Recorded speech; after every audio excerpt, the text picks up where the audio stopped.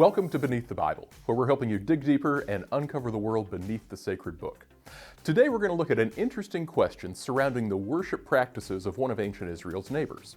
The question is, did the Edomites worship the Israelite god, Yahweh? Well, honestly, this is going to be one of our shortest videos yet. This is an easy one. The Edomites didn't worship Yahweh, they worshipped a deity named Qaws. Or did they? Yes, they did. Ancient texts from Edom and neighboring regions make it clear the Edomites worshipped a god named Qaws. Many of the Edomite names that we have preserved in texts have the name of this god preserved in their name. So this is cut and dry. The Edomites worshipped someone named Qaws. So, why are we even making this video? Couldn't you just Google the answer instead of sitting here watching us? Well, don't flip to the next video just yet, because there really is something worth exploring on the topic of which god the Edomites worshipped. You see, the name of the Edomites' god is really the only thing that's cut and dry about this question. We don't know much of anything about this god. In fact, there's a distinct possibility that Qaws is the Edomite title for Yahweh, and that the Edomites did in fact worship Yahweh as their primary god, just under a different name. Let's dig into this intriguing possibility.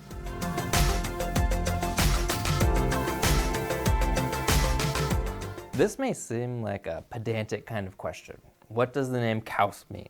But it gets us into some bigger questions with this deity and what we know about him.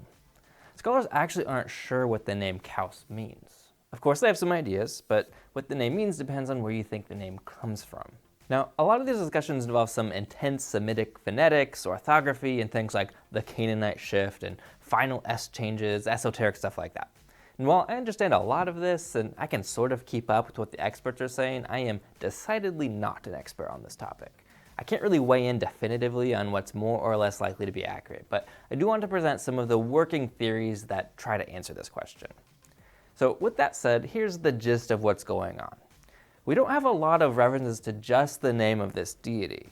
Most of our references to this figure come in the form of theophoric names, that is, names of people with the equivalent of QAWS or QOS in the name. These names indicate the incorporation of the name of a god into a personal name, and they're found from the late Bronze Age into the Roman period in a variety of different languages. With such a breadth of spellings and variations, it's difficult to understand where the name comes from and how exactly it was originally spelled.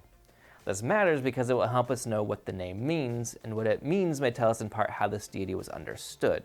So, for example, Baal links the deity with kingship or lordship, and Kudshu links that goddess with holiness. Spelling and word origins are important tools that scholars use to help understand meaning and practice around this god. Many scholars understand the name Qaws to mean bow, as in the weapon of the storm god. This is because the Arabic cognate word means bow, and it's assumed these words are related. Now, this is by far the most commonly held view, but it's not the only one. And this is where the orthography and phonetics comes in.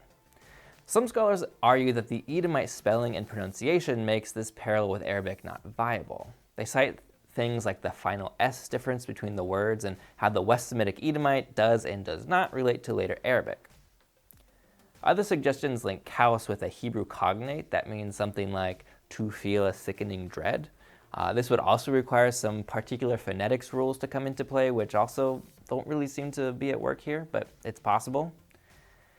It's also been suggested that Qaws shares a root with the Arabic word for abundant rain. In some later texts, it seems it could be related to the word overseer, in a sense of a tribal or even cosmic overseer.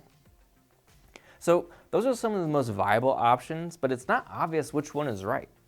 Even if we did know the linguistic origins of Qaws, these options don't really tell us much about who this figure was. They just give us some clues, but those clues are worth exploring. And while we may not know for sure what Qaws means, we do have lots of places where it shows up. Like I said, mostly in names. It was a particularly popular element in names during the Persian period. Now, this likely happened because during this period, Edom had lost its independence, so there was a surge of theophoric names in an attempt to reassert a sense of national identity and combat the loss of the national polity. While theophoric names with Qaws are most common during the Persian period, the earliest references to Qaws are arguably much earlier, during the reigns of Ramses II and Ramses III in the late Bronze Age. This means the deity was recognized by the 13th century at the latest and continued well into the Roman period. It's not clear when Qaws became the primary god of the people of Edom. It was certainly by the 7th century when Qaws appears as a theophoric name in one of Edom's kings, but was likely well before that. The name of Qaws grows in frequency in inscriptions from Edom after the 7th century. For example, an ostracon from Horvat Uzzah includes an Edomite inscription that blesses the recipient by Qaws. The site of Horvat Qutmit is especially important for understanding how the Edomites worshipped Qaws. A 7th or early 6th century shrine to the god was excavated at this site. A typical Edomite ceramics of the late 7th, early 6th centuries were found in the structure, and it's clearly cultic in nature. There are 2 structures, including an altar at the site. There are humanoid figurines deposited there, including the head of a goddess, this lovely-looking lady. But it's unclear if there are any depictions of Qaws here. There are a few ostraca found at this site, and this one includes a name with Qaws as a theophoric element in the name. Two ostrich figurines have led some scholars to understand this as a shrine to a desert god. And when you put all of this together, the site has been interpreted to be a shrine for the god Qaws, who was at this point associated with the desert. But where does this leave us? What do we actually know so far? We still don't know what the name Qaws means or where it came from. And some options would link him with the storm god, others would link him with something like an overseer. Some evidence suggests he was associated with the desert. The people of Edom venerated Qaws for a very long time, though it's not clear when he became the primary deity venerated among them. So you can see there's a lot of ambiguity around Qaws, despite a fair amount of information about him. So on the one hand, we can say Qaws was one independent deity who was worshipped in Edom from the earliest days until after the state dissolved, even into an Edom evolved into Idumea. But on the other hand, when we look at what the Bible says about Edom's cultic practices, along with some more archaeological information, it's not unreasonable to see that Qaws was not a distinct independent deity, but may actually be the Edomite iteration of Yahweh.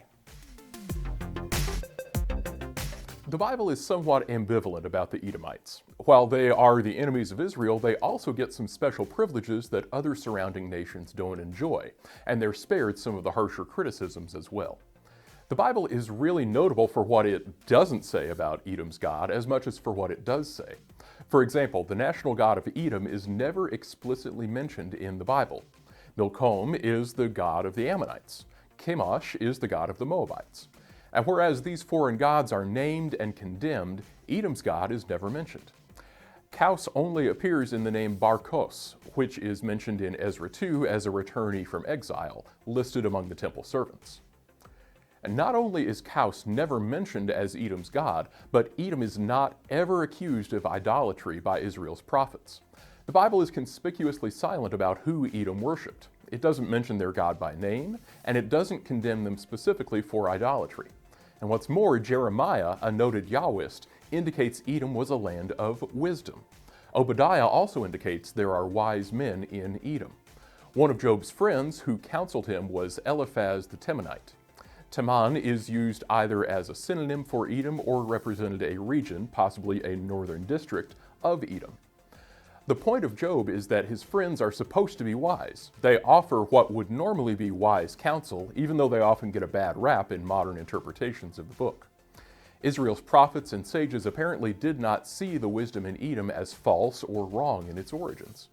Yet we also clearly see in Israelite wisdom literature that the fear of Yahweh is the beginning of wisdom. Now, this would seem to be in tension with respecting the wisdom of Edom if Edom worshipped a non-Yahwistic deity. We even see Edomites in and around Israelite religious sites. In 1 Samuel 21 and 22, when David is given consecrated bread from a priest, at the Israelite shrine there's a man known as Doeg the Edomite.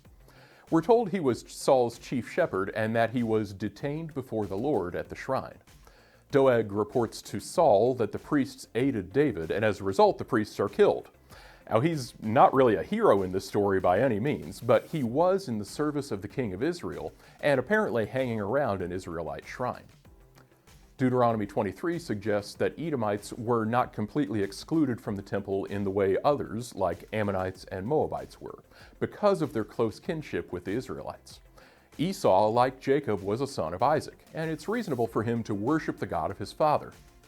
While the Israelites would claim special revelation given to them as the sons of Jacob, this doesn't preclude the Edomites from worshiping an iteration of Yahweh as well.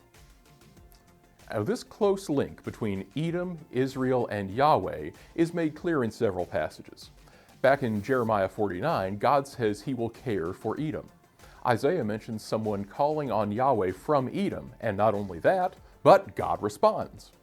Even more significant is Judges 5, the so-called Song of Deborah, one of the earliest written parts of the Bible. It talks about Yahweh coming out of Seir, another synonym for Edom, and marching from the land of Edom. Now, this seems to indicate an Edomite connection with Yahweh going back to very early traditions. That isn't just a one-off piece of evidence either. At Kuntalit Ajrud, a site dating to the 8th century, archaeologists uncovered pithoi with writing on them, including a blessing by Yahweh of Teman. This is even referenced in late Bronze Age Egyptian traditions. Egyptian sources referred to the northern Sinai and Negev area as the land of the Shasu, a term which probably had significant semantic overlap with how we use the word Bedouin. They further recognized geographical areas in the land of Shasu as Seir and Yahweh. Now, this probably meant the mountains of Seir and the mountain of Yahweh, likely referring to the holy mountains of the local gods.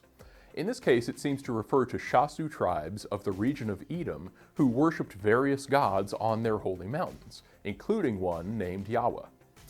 Now, all this evidence has led some scholars to suggest that Qaws is not a name, but a title or honorific for the deity the Edomites worshipped. We don't know what it meant exactly, but all the options we've discussed could fit well as descriptors of Yahweh. We know from the Bible that Yahweh had storm deity attributes, so if Qaws means bow, it could be a stand-in for the storm god. Overseer, as in a heavenly or cosmic overseer, would certainly work as a euphemism for Yahweh as well. But the archaeology seems to indicate that Qaws was a desert god. This doesn't seem to fit with Yahweh at first glance, but it may line up with Yahweh's holy mountain being in Sinai, which is called in the Bible both Sinai and Horeb. This also lines up well with the Egyptian sources. Although they aren't incredibly specific as to where the Shasu of Yahweh frequented, the Bible also locates Yahweh's holy mountain in a similar area to the one the Egyptians were referring to. And finally, we'll note that there is an alternative theory between Qaws as a distinct god and Qaws as a title or stand-in for Yahweh. And that is that Yahwism and Qaws worship coexisted in Edom up until the 7th century. In this understanding, Qaws was likely venerated as a distinct deity as early as the late Bronze Age, but it's not clear when he became the main god of the Edomite pantheon, although it was certainly by the 7th century. It's possible Qaws and Yahweh were both venerated in Edom, with Qaws worship supplanting Yahwism in Edom when the Edomite state emerged. And since Yahweh was the god of the Edomites' rival in Judah, they may have been disinclined to worship the same god. Instead, they may have followed another god or elevated what had been a minor deity as a way to distinguish themselves from Judah as they developed into statehood in the 8th and 7th centuries. In this case, Qaws always was distinct from Yahweh, but Yahwism and Qaws worship coexisted until Yahwism was supplanted in Edom by the 7th century. Now, this may be similar to how the Samaritans worshipped Yahweh in a distinct way from the way of the Jews of Jesus' day. It's another case of two different Yahwistic practices coexisting contemporaneously, if not always coexisting happily. So, where does this leave us? Well, in a way, it leaves us back where we started. I honestly have no idea if the Edomites worshipped Yahweh, and ultimately neither does anybody else today. It's all academically plausible. We just don't have enough data to say one way or another, but we think that exploring this fascinating possibility is worth our time and attention. There's archaeological and linguistic evidence for the Edomites worshiping Yahweh by another name or title, and it's a possibility that the Bible itself seems to leave room for. And it's that possibility that I think may be the biggest takeaway from what we've talked about today. It points to an important part of the arc of the Old Testament that we tend to forget about. The Hebrew Scriptures, from the Torah to the Psalms to the prophets, anticipate a day when all the nations will be gathered to worship the one true God. God's promise to Abraham is that through his offspring all the nations on earth will be blessed. And the prophet Jeremiah states that all nations will gather in Jerusalem to honor the name of the Lord. No longer will they follow the stubbornness of their evil hearts. Now, again, this is just a possibility, but it makes sense to me that the fulfillment of the promise to Abraham and the beginnings of this gathering of the nations would happen in a place like Edom. They were neighbors of Israel, and they were traditionally close relatives through their shared ancestry. So it makes sense that they would worship the same God, even under a different name, and with some different understandings of the nature of that God. We really don't know enough about Edomite worship to say much about their theology. So I'm not saying that if they worshiped Yahweh, they did it in the same way as the Israelites. I am saying, however, that it's entirely possible that God's purpose for Israel all along may have started being fulfilled very close to home. The Israelites made space for the Edomites to worship alongside them, which is a big deal given how exclusionary Israelite cultic practices typically were. Despite the Edomites being their enemies, Israel also recognized their kinship with Edom, a kinship that extended even to their worship. To me, this intriguing possibility anticipates the gathering of all people to worship the one true God, the purpose for which God formed the people of Israel in the first place. Thanks for joining us for this Beneath the Bible video. If you want to learn more about today's topic, we've included some references and resources in the description below. If you enjoyed this video and you want to see more content like it, check out our overview of the Edomites in the Bible and archaeology. You can also follow us on Facebook, Twitter, and Instagram at Beneath the Bible, and support our work at ko-fi.com/beneaththebible. Finally, if you learned something new today, take a second to share this video with your friends. And until next time, keep digging.